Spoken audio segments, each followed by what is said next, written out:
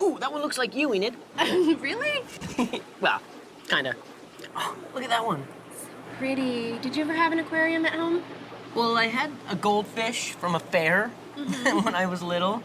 Man, that guy lived to be really old as well. But I never had, a full-blown aquarium like this. Yeah, I had one when I was younger. Yeah? And I'm thinking about adding one to my house now.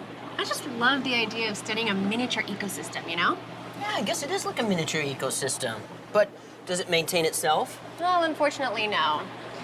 A completely self-sustaining ecosystem is called a closed-loop system. Most aquariums are open-loop, meaning they require inputs to be maintained.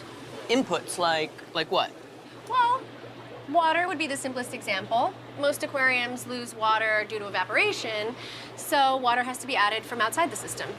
So would food be an input then? Right, exactly. Most aquariums are just too small to feed every organism. But even in a very large aquarium, the balance is difficult to maintain. Well, like how large? Well, University of Arizona scientists tried to maintain a completely closed system in Oracle, Arizona. It had its very own coral reef and mangrove swamp. They called it Biosphere 2, and it covered over 3 acres. Whoa, that is large. Yeah. So did it work? Well, partially. But think about this. Even the Earth is not a completely closed system.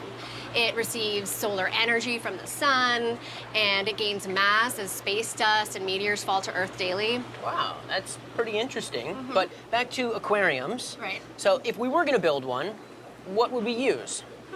Well, let's figure out what we want to display in the tank, and then we'll bring some information back to the shop and plan. Cool. Cool. Let's check out over here. Yeah.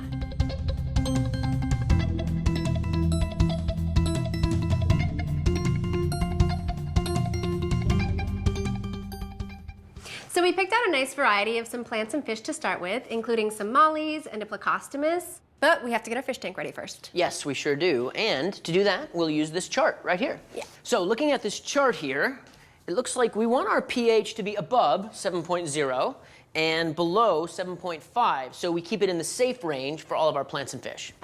Right, and our temperature range has to be at least 72 and no more than 76 degrees Fahrenheit. This chart shows us the ideal ranges of pH and temperature for our mollies and the plecostomus. Perfect.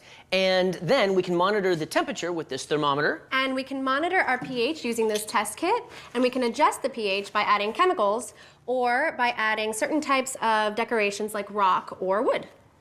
Okay, well, that sounds pretty good. Is that it? Well, we should also monitor ammonia, hardness, nitrate, and nitrite, especially in the beginning, but those don't need to be monitored as often, especially if the tank is not overcrowded. Okay, well, Enid, all this prep work is getting me excited. I mean, can we just throw the water in, put the plants, and let the fish swim around? Well, we can start with the plants right away, but it'll take about a week for the chemistry to balance out, and we have to wait for beneficial bacteria to grow on the rocks and the filter. Bacteria are a good thing. Yes, they are a good thing. Without them, the waste from the animals would build up, and that could make the animals pretty sick. Or it could start to smell pretty bad. We don't want that. No. No. So all of this then creates a miniature ecosystem. Yeah. All right, so I was thinking of calling it Tony's Bourgeois Biosphere 3. What do you think? Whoa, that sounds a little grand. I was thinking of calling it Enid's Aquarium. It's good. It's good. Sounds a little fishy to me, but Oh, please.